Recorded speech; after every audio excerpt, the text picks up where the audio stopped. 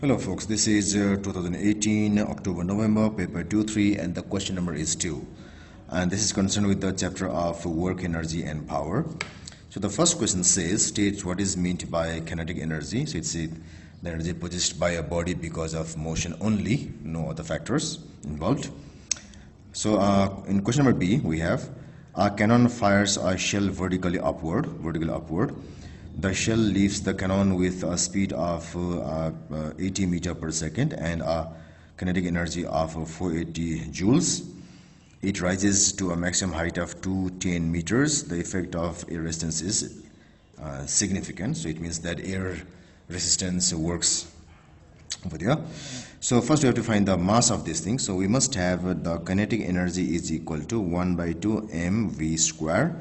So which gives us m is equal to 2 kinetic energy by v square, and that's equal to 2 into 480, and v square is the velocity is 80, so it is 80 square. So when I do calculations, so I have 2 into 4.80 divided 80 square equal to exactly it is 0.15 kg. So as required by the question.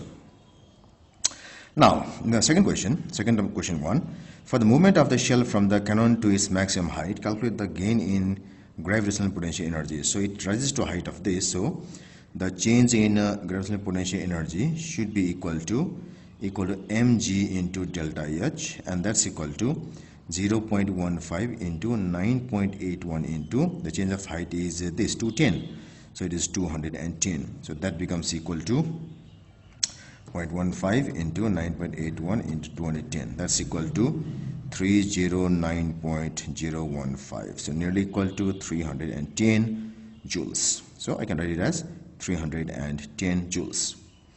Now with this data, we have to find the work done against air resistance. So what we have is, we have the CAIE here. From the ground, we shoot it like this, we shoot it like this, shoot it like this. So it has got some CAIE. Now this CAIE has been used for two purposes. One is it is used to increase the PE, potential energy, and the other is that it is used in working against the air resistance. So the CAIE has been used for two purpose. One is increase of potential energy, and the other is work done against the resistance. So therefore, the work done against the resistance should be equal to CAIE minus delta of PE. I can also use it as delta CAIE because it is the change of CAIE actually. So equal to, it is 480 minus, so this becomes 310, and that's equal to 0.817 so it is 170 joules. Now with that data, we are now ready to find the force due to a resistance on the shell. So the work done against resistance should be equal to force done against resistance into the displacement.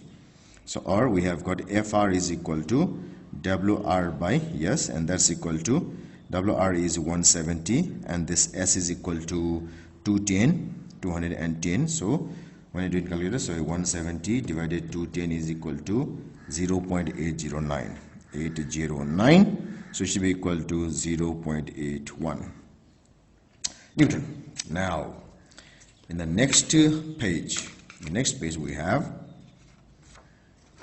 the shell leaves the cannon at t equal to 0, and reaches max height as t equal to t. On figure 2.1, sketch the variation with time t of the velocity v of the shell from t equal to 0 to t. Numerical values of v and t are not required. So what it says is, so let us say we have, this is the ground. We send this body from here to here, which is here. So we have to draw a graph of the velocity from here to here. We know that definitely the velocity decreases. So from here to here, the velocity decreases from certain value to 0. But what happens is, here the velocity was high. When velocity was high, the resistance was also high. So it decreases at a greater rate here. Here velocity is less, the resistance also less, so the rate of decrease is also slightly less. So that's why the slope here should be, the slope should be high, and here the slope should be less. It's because, let me repeat that once again, in the beginning v is high, so opposing force is also high. That means the rate of decrease will be a bit higher. So the nature of graph should be, it should go like this. So here less slope, here more slope, here more slope, and then the slope goes on decreasing somewhat like this, decreasing somewhat like this. So this is how it would vary. Now, the force due to air resistance is a vector quantity. Compare the force due to air resistance acting on the shell as it rises with the force due to the air resistance as it falls. So when it rises here, during rising, initially the velocity is high, so force due to air resistance is high. So while rising, force resistance equal to high in the beginning, and less at the top, and its direction is directed down.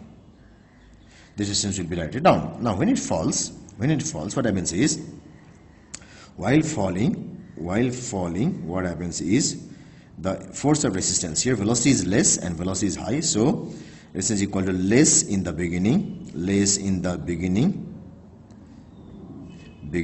is at the top, and more at the bottom, which is the ending stages, and it is directed, so it is directed up, because since the body is falling here, the air resistance will be acting up.